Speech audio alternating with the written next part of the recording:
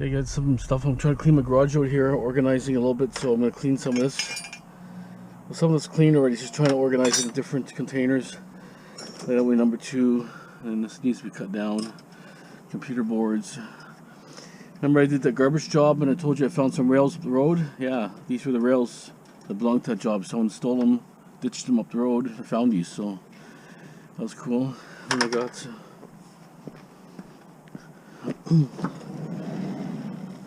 I found his irrigation pipes there a few months back, and then a bunch of stuff here, stuff there. So I'm trying to at least categorize it. Like this will be number 1. See that?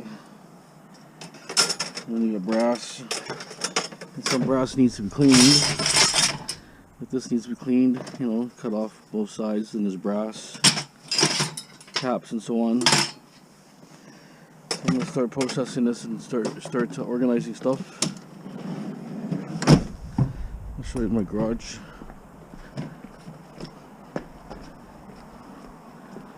I'm just trying to leave the door open. I'm just trying to get it all cleaned out and organized here. This is all most of my scrap hoard, but I got lots of transformers here, all sorts of copper, aluminum heat sinks, more motors here. Lots of wire. Some of this is low-grade wire, so I'm gonna have to sort it out. You know, instead of sitting here, I can sort it out and get rid of it.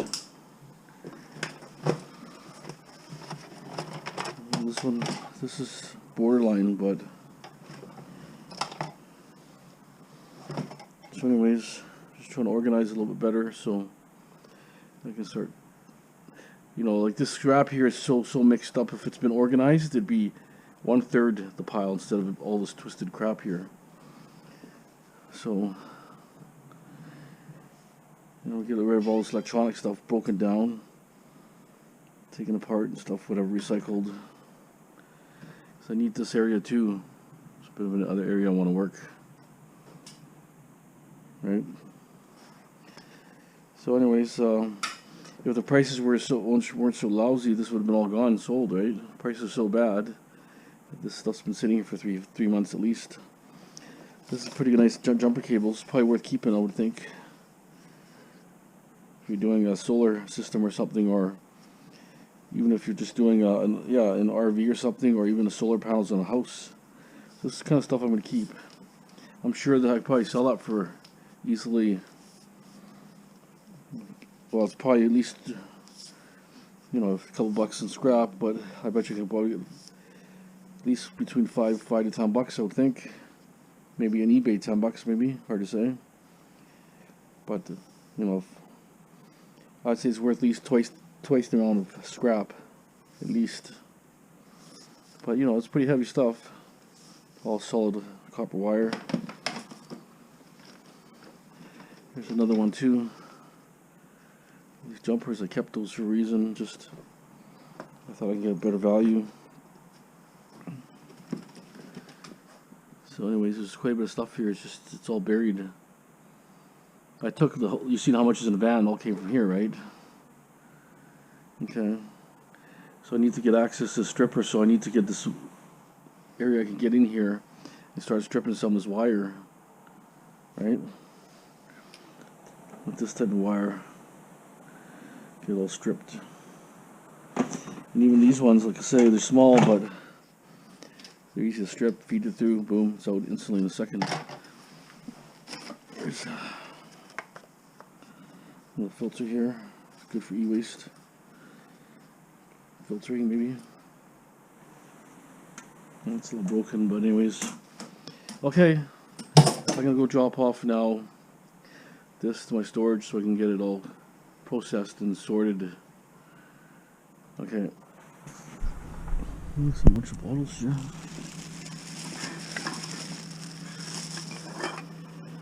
These big ones are 20 cents. 2-liter ones. That's good.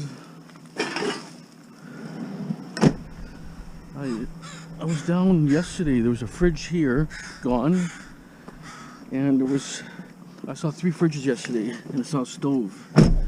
But I had really no time, and then I had stuff in my vehicle, so about maybe an hour to cruise around, and I'm going to that church with my daughter. It's actually called Resonate. So maybe I'll film a little bit there just so you see what it's like. But my buddy Jordan called me and said there's a couple stainless steel sinks near his place, and some kind of oven blower or a vent fan or some kind of blower. But oh, fridge is over here. I had the wrong block, so the fridge is still here. It's really taped up. I don't like that. I mean, I like to look at it anyways. Let's take a better look at it. Yeah, I thought I had the wrong block.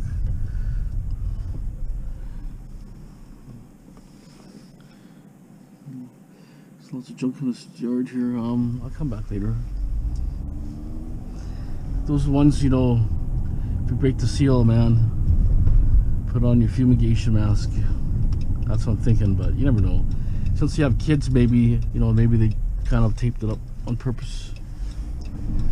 But people aren't taking fridges, really, I'm noticing. It's just, you know, bulky, and they're not really that heavy, to be honest. And, you know, maybe 150 pounds, I would think. And, you know, at 3 cents a pound, 60 cents a net ton, or $60 a net ton is not very much. So you might get $4 for a fridge, maybe 3 times. So every 100 is $3. So maybe like $4.50, maybe $5, maybe $4.50. I probably got like $2 in this bag alone. You know what I'm saying? A bag of bottles is $2, and it's nothing hard lift, no effort. But I saw a stove. It was a stainless steel stove last night. Let me see if it's there. First I saw the fridge, and I saw the stove. So it was a fridge and a stove, a few blocks apart. Okay, we'll cruise down here a little bit. So it's Christmas Eve right now. It's getting rushing hour, I guess. Everybody's rushing to do last minute things.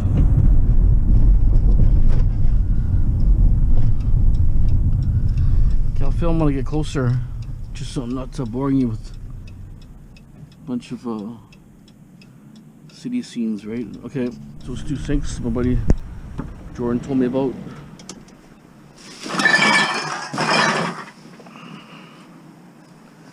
They've been sitting here for quite a while, so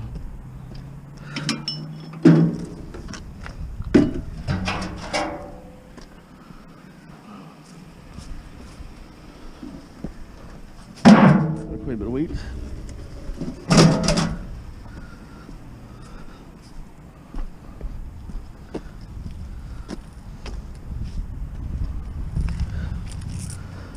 Grab that ball. Can. There's a stove right here. What else?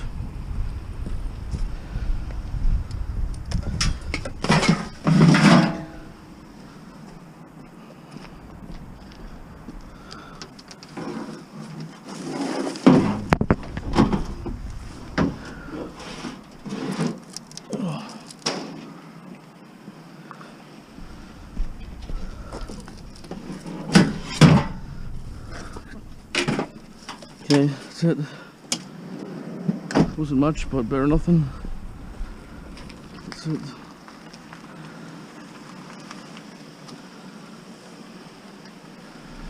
Okay, I think it's a bit of a pain to get. I don't think I'll have that much time.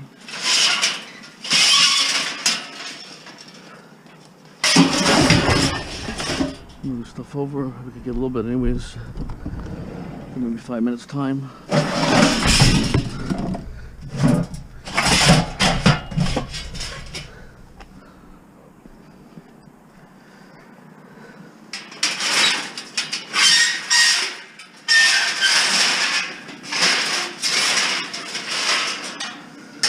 It's a pain. It's a pain how it all comes in there. That's good filler.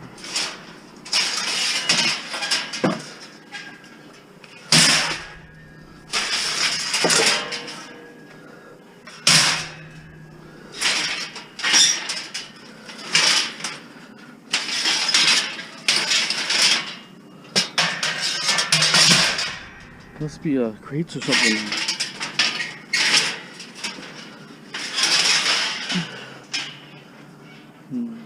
This one.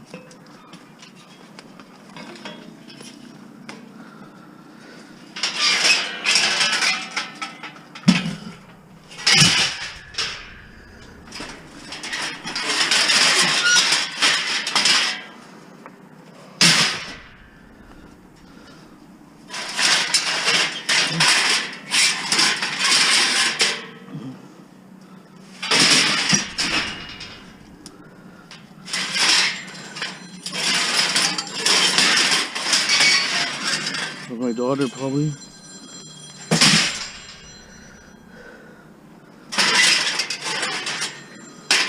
I'll pass those ones for now. That one.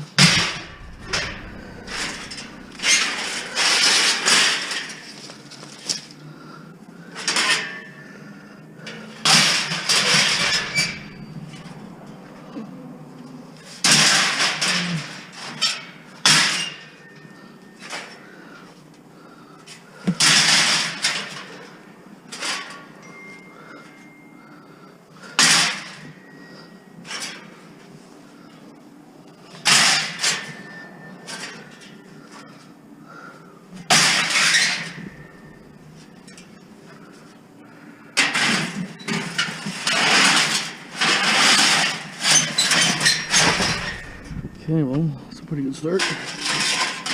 I'll probably stack those in like that.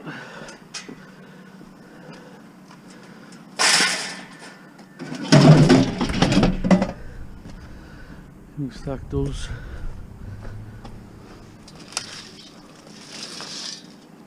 This one's a bit too big.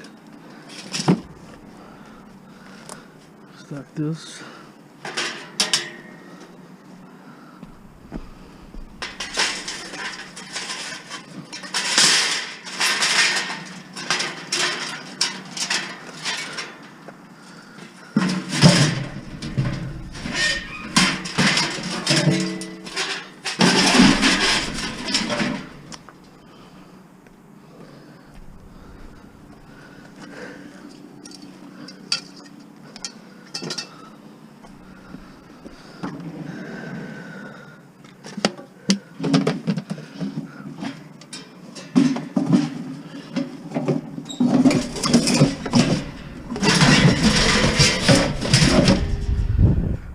These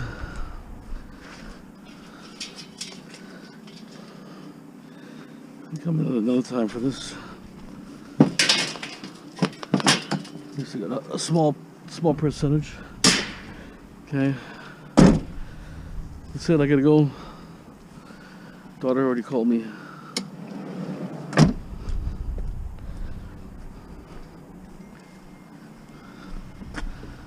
I probably, if I would have piled them, you know, instead of triangles down, triangles on the side, I could have probably got them all, but anyways. 3 o'clock right now. Okay, so dumping some rims here at the gas station. Very heavy. It's actually quite heavy, probably 30 pounds each. That's a good little score. My buddy Jordan said, he forgot to tell me about that, but he said they've been there for a long time. It's sitting there for a long time, so people are dumping stuff anywhere they can. It's okay, that's probably 60 pounds of rims there. Pretty surprising for a small rim. Really heavy. I didn't think it'd be that heavy for a tiny rim. Okay, we're off now. No more pit stops unless there's something really good. Can't be late for the church to get seating and all that. It's small. It's like I'm trying to shop for a church. They're doing it in a school. It's like a high school. Until they can get land in a building. Thanks very much. Okay. To check it out, fill out your information at some point in the service and drop it at the giving and card box on the way out of the service. All we want to do is send you an email to let you know all that's happening here in the life of Resonate and how you can be a part and quickly feel like family. I also want to let you know that we are a church that believes in the power of prayer. We have believed and we have seen that God answers prayer. So at the bottom of that card, there's a section for you to fill out. If you have got a need or you're looking for God to move on your behalf, you've got a situation where you need a miracle, would you fill out that card? We have got a prayer team that specifically prays over every single card. And it would just be our joy to partner with you in faith and in prayer, to believe for God to move for the impossible in your life. We're also a church that believes in the power of connection. So we like to create a moment in every single service. So why don't you stay on your feet, turn around, find someone you don't know, shake someone's hand, and say a very Merry Christmas, and we'll see you back here in 2 minutes.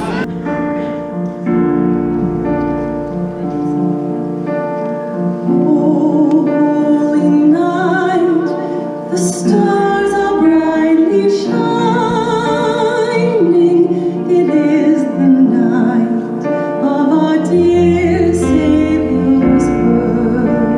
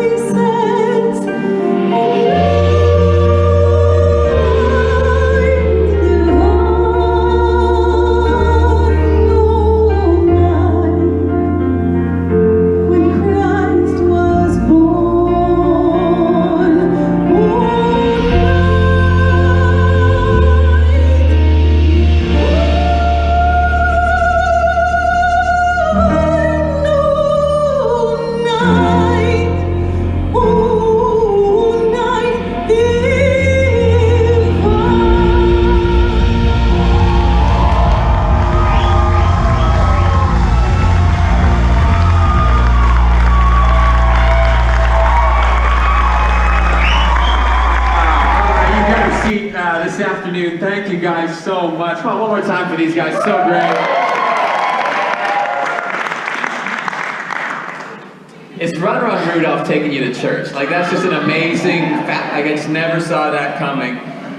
But it was good. How you feeling today? This is it. This is as close as you can get to the big day where you're here. And we might as well have a good time. We're so glad that you're with us. In the next few minutes, I'm going to bring a message I think that everyone in this room needs. Everyone needs this time of year. In fact, everyone needs all the time. Before we jump in and we get there, I want to take a moment and shout out the teams that this week delivered 42 hampers of food and gifts to families in our city. Yeah. One in 5 kids in this surrounding area lives below what would be considered the poverty line, which is a fascinating statistic. And I think one of the greatest evidences that God is here, God's doing something in our lives, is that what happens inside of us, it just doesn't stay inside of us. It's that we have this desire that grows inside of us to be givers of all that we have and to be a blessing to the world around us. And so I want to thank you, church, for your generosity. And not just that was amazing, but then far beyond our city, that this year at Christmas we're giving away $25,000 as a church to organizations that we partner with internationally.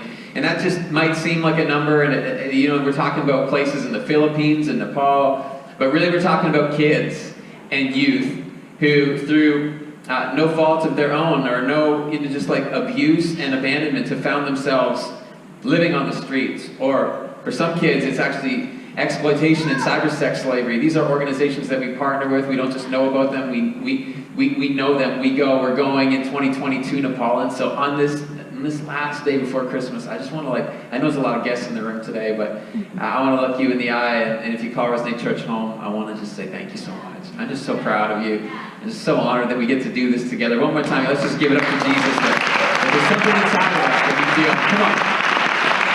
It's more than us. Today I want to bring a message. In fact, if you're just joining us in this lead up to Christmas, we're bringing a series of messages around Christmas on 3 things that God wanted to give us at Christmas time. And the Bible talks about these emotions that are connected to the Christmas story. They are peace, they're hope, and they're joy. And I want to speak specifically about joy today. I'm going to read from Luke's Gospel, chapter 2. And this was tradition in my house growing up. My grandpa used to read this. I'd wake up and I just want to hit the presents. My grandma's like, no, we gotta read the story. Get out the family Bible. And by family Bible, I mean like Bible like this thick. I don't know what sort of stuff was in there. If it was really big writing, I just know it was really, really big. And he'd break that thing open and he would read. And even though he's now graduated to heaven, I still hear his voice echo in my ears. So this is really significant to me. It says, during those days, the Roman Emperor Caesar Augustus ordered that the first census be taken throughout his empire. Everyone had to travel to his or her hometown to complete the mandatory census. So Joseph and his fiancée Mary left Nazareth, a village in Galilee, and journeyed to their hometown in Judea, to the village of Bethlehem, King David's ancient home. They were required to register there since they were both direct descendants of David. Mary was pregnant and nearly ready to give birth. And so you have these 2 Jewish young people. In fact, scholars would suggest that Mary may have even been a teenager. And they're having to go and register and pay a tax, but they can't e-file. These aren't those days. They gotta walk, and they gotta walk to Chilliwack to pay this thing. This is a journey, and she is nearly ready to give birth. Now, I've got this image in my mind of nearly ready to give birth. We have 3 kids. In fact, last year, right at Christmas time, we were nearly ready to give birth, and of course, I used the word "we" with a great, exaggeration of my involvement in the whole thing. But Rachel was ready to give birth. In fact, we had our 3rd last New Year's Eve while Ellen was born. And so right at Christmas, in fact, even in the Christmas Eve service last year, I remember it's like, if I watch her walk out, then I'm just leaving and figure out, I don't know, we're going to do a song or something like that. Pastor Troy, we actually had a video ready to go, but I mean, it was just, we were ready in case. That's how close we were. And there's just these moments in life where you're hoping everything goes well. I mean, you just try. As the husband, there's not a lot I can do. There's encouraging words. I booked a hotel room at a nice place, and we didn't have to walk there. We got in a car, we drove there. Just doing everything I can to make it more comfortable and make the experience, the lead up to it, as good as I can. But for both our 2nd and 3rd children, there was something that was unexpected and really was not super helpful. And ironically sort of similar. There was a phone call connected to both of those kids that just didn't really help us out. So here's the second one, the story of our 2nd born, Alencia. She was born in Kelowna 5 weeks before she was due. So she came a little bit premature, and when Rachel went to start going into labor, again, we're out of town, so we're not expecting this, we called our doctor back home in Coquitlam, and we said, we think we're going into labor. Okay, maybe she said, I think I'm going into labor. And, you know, the doctor could have said, and we know, like, she's a great doctor. I'm not trying to criticize the woman, but I mean, she could have said, come on, Rachel, you got this. This is so exciting. There's a hospital there. You just get there. You can be fine. You'll be fine. She didn't say that. She said, who said you could go to Kelowna? Did I say you could go to Kelowna? I did not say you could go to Kelowna. True. Not helpful. Ironically, with our third-born child, we had a similar sort of phone call. We thought with the third one, we're like, we got this, we know this, we've done this before, there's just nothing to phase us, we'll take this one easy, we'll kind of ease into this. And so we're driving to the hospital, really chillaxed, and as we're driving, Rachel's on speakerphone, and she says to the midwife an update of where she's at. And the midwife says back on the phone to my highly stressed wife, you should have called me an hour ago. Why aren't you at the hospital already? For the next time. And I'm like, next time? There's not going to be a next time. Here's the point of the story. There are times in your life where you don't need an outline of the things you've done wrong in the past. You just need someone to show up with a little bit of help. I don't know what you came in today believing about God. Whether you came in with inherited faith, you for the most part believe what your parents believe, or maybe you've walked away from inherited faith, or maybe you're an all-in follower of Jesus. Maybe it's like, I don't even know. Most of us, for reasons that have to do with our preconditions and our pre-ideas about religion, think that God is just like the doctor on the phone saying, I did not say that you could. But what we're going to discover in the view of the Christmas story in the Bible is that with the coming of Jesus, God was sending a gift, a Savior. And the Bible says that He came to bring three things to your life. They're peace, joy, and hope. He did not come to bring rejection or rebuke. In fact, the Bible says that He came to bring you reassurance. Judging by the fact that only Pastor Troy was the person in the room who said, that's so good, like nobody else, I can just tell a highly skeptical audience that you don't believe me. So we'll read on. I'll prove it to you. Verse number 8 says, that night in the field near Bethlehem there were shepherds. So these aren't religious elite. These are shepherds. They're ceremonially unclean. They're not invited to participate in the church services of the day. Just get the picture. These guys are far from God. They're watching over their flock. Suddenly an angel of the Lord appeared in radiant splendor before them, lighting up the field with the blazing glory of God. And the shepherds were terrified, but the angel reassured them. Again, these are not the closest people to God. They're not regular participants in any sort of worship activity, and yet the very first words spoken to them are reassurance. Don't be afraid. I've come to bring you good news. The most joyous news the world's ever heard. And it is for everyone, everywhere. And then that angel's joined by a host more singing, glory to God in the highest realms of heaven. For there is peace and a good hope given to the sons of men. With the coming of Jesus, God is saying to the undeserving, I have the most incredible joy for you. And it's for everybody, absolutely everywhere. Well, this isn't just Luke's idea. This isn't just his view of the whole thing. In fact, if you turn over to the other narrative of the birth of Jesus in the Bible, it's from a writer named Matthew. Luke is writing to a Gentile or a non-Jewish audience. Matthew's got a totally different audience. He's writing primarily to a Jewish audience, and he writes about wise men coming from the east, and he tells their story, and it kind of lines up with what Luke just said. Let's read it. It says, and so they left, and on their way to Bethlehem, suddenly that same star which they'd seen in the east reappeared. Amazed, they watched as it went ahead of them, stopped directly over the place where the child was, and when they saw the star, they were so ecstatic that they shouted and celebrated with some unrestrained joy.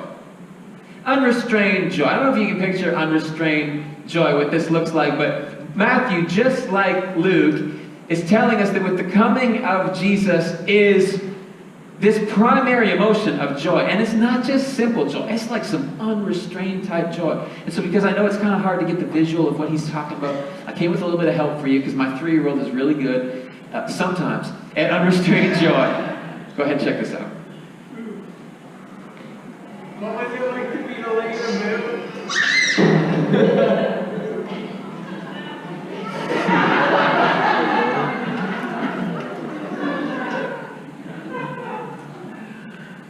You know what's so good is you didn't see the double fist bump coming. Like you saw the first one coming, you didn't really laugh at that one, but when she went in for it again, it was like that's unrestrained joy.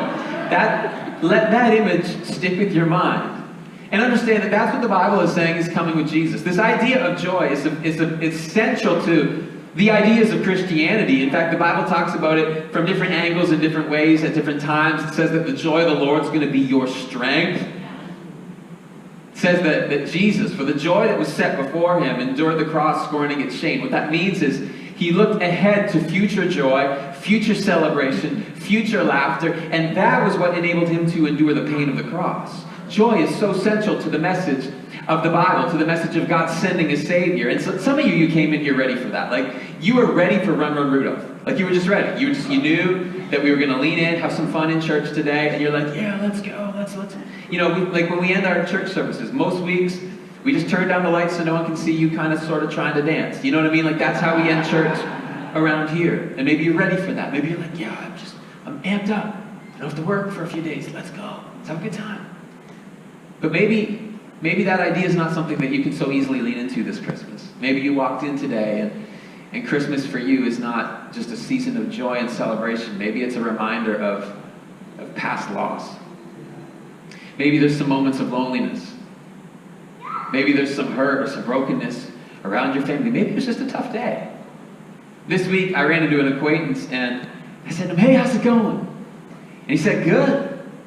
But you ever know when you can see someone say good, but in their eyes they're not saying good? And so I'm looking, kind of sizing up. Is that like, you said good, is that like 5 out of 10 good or 4 out of 10? Because there was like, I wasn't really sure. And he starts to tear up.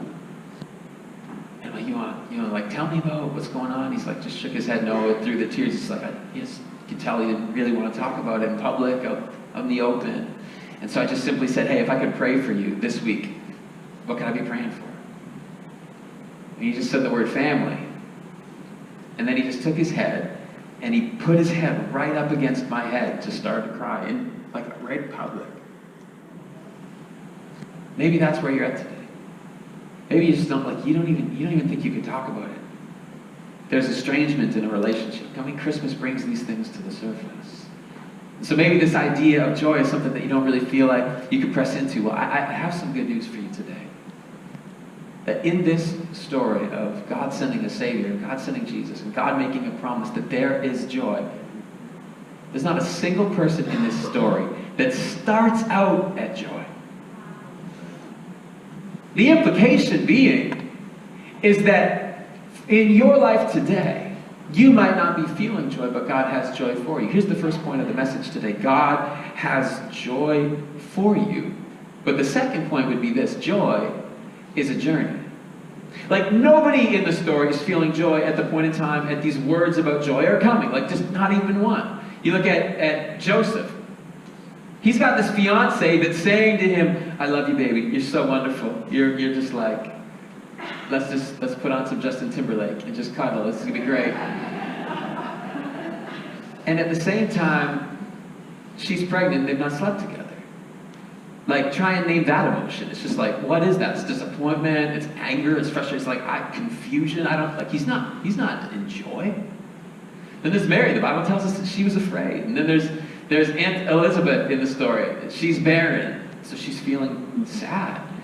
And then her husband, Uncle Zechariah, he's like the skeptic of this whole thing. And then you get the shepherds, the Bible says, were terrified.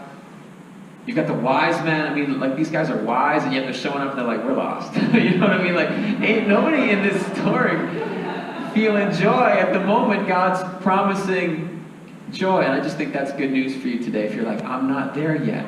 It's going to be a journey to joy. Sometimes it's not until you've walked more of life out, and then you turn and you look back over your shoulder that you can realize, oh my goodness, God, you were there with me. God, you've been there with me. Maybe for you, that journey to joy in 2020 is going to mean getting some different people in your life in 2020. Maybe the journey for joy for you is going to be investigating the claims of God. You've kind of just gone on with what you believe for a long time. Maybe it's unbelief, maybe it's sort of belief. But in 2020, it's going to be a year of journeying to discover, does the claims of God really line up for me? And that is a journey to joy. Maybe for you that journey to joy is going to begin with some forgiveness because there was that person and there was that thing, and that's another message for another day, but there's a journey in your life to joy. It's not fake, it's not Christian weird, it's not just put the face on, it's not fake until you make it, it's real joy. Which brings me to this third idea. So number 1 was that God's got joy for you. Number 2 was that joy is a journey. Number 3 is this: that journey to joy is always a journey closer to Jesus. It's always a journey closer to Jesus. What I want to do is I want to zoom in close on one more aspect of this story before we close and we sing some more songs. I want to zoom in on this nativity scene that most of us will find familiar.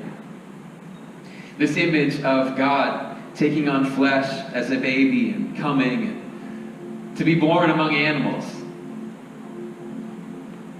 It's holiness inhabiting a place that's just nowhere near fit for a king. It's God invading a mess. I think it was God's first way of saying to us, I'm not afraid to live in you. It was God's first way of saying to you, you don't have to clean your life up before I'm willing to come to you. It was God's first way of saying, you don't need everything to be perfect before you can reach out to me and journey into all that I have for you. It was God's way of saying, come on, sons and daughters, come back to me. So we talked about Wyland. He was our third born last year. Fast forward just a couple weeks into his life. It was 2 a.m. one morning, and he wasn't really breathing very well, just some really heavy labored breathing. He was sick, and so Rachel got in the car and drove him to the hospital. And as she was driving to the hospital, she had this thought: how do people go through life without God? And over the next several days, as we'd be there in the hospital, and we'd put on the gowns, and we'd put on the gloves and the mask, because our 3-week-old had an infection that we were trying not to get. They were taking every precaution to make sure it wouldn't spread in the hospital. And we're in there with our other little kids, and we're just there by his side all the time. And it's just this mess. It's like, this is not how it's supposed to go in week 3. Nevertheless, in the middle of that mess, just remember thinking at different points in time, God, I'm so thankful you're with us. Remember being able to just sit in the midst of that chaos and be like, God, would you invade this moment? And the older I get, the more time I spend journeying towards Jesus, the more I find God is able to bring peace, joy, and hope into the most broken of moments, and the most broken of hearts. So here's my invitation to you today. This Christmas, could you open your heart just a little bit more to God? We were here getting ready on Saturday for everything, and I mean, I'm so amazed at this team. They were here, it was like they were here for 27 hours on Saturday. Doesn't even make sense, it's not even possible, but it's real. Like, they were here that long to get ready for you, ready for 3 Christmas services, and just amazed to see what God's doing in the life of our church. And so everyone's here and everyone's getting ready. My wife, she's up here and she's talking to the microphone as if, getting ready for what she's going to want to say. And she said something about, I think she said it again this morning, just something about opening your hearts. We're on the drive home, and our 3-year-old Valencia, who you just saw in that video, she says to Rachel, Mommy, you were talking about, like, we want people to open their hearts. Are you want them to cut themselves? That's not what I'm talking about.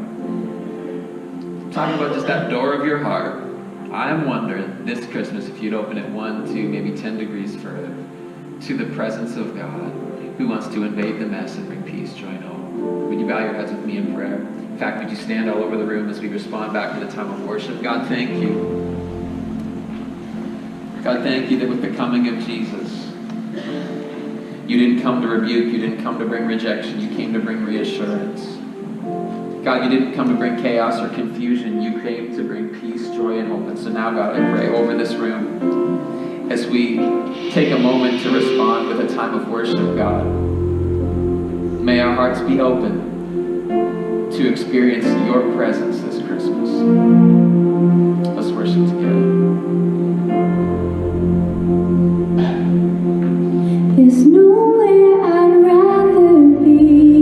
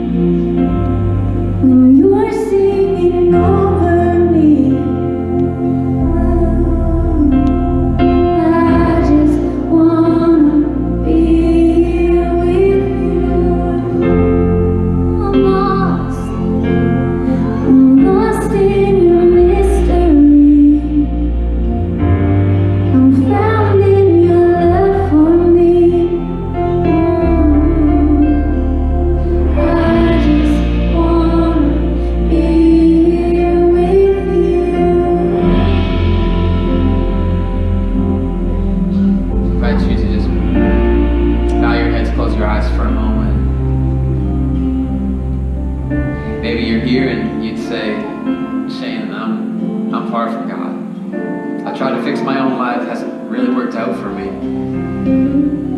And I need the God who came for me in my life. I'm not going to ask you to come to the front, even ask you to raise your hand or anything today. I'm simply going to pray a prayer with you in a moment. But you say, yeah, I need to know God. That is your first step in that spiritual journey. You just want to know God.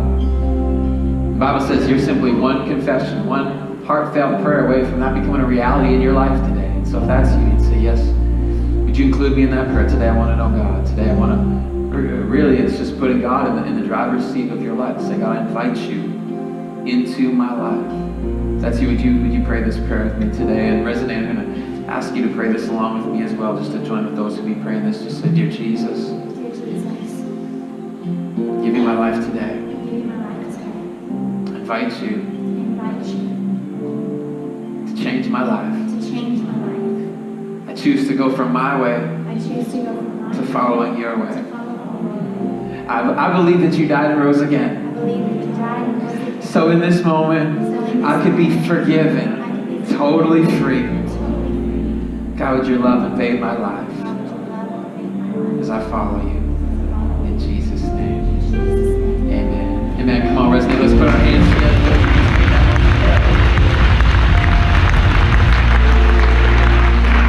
I want to invite everyone to pick up this Connect card that was on your armrest. It may have fallen down on the ground. If you just prayed that prayer, that's the first and most amazing step in your journey of faith. And I hope you'll let us know by checking off the box in the middle of this card so that we can send you a letter in the mail just to let you know some next steps that you can take in your journey of faith. And can I let you know a next really simple next step? Just find a church.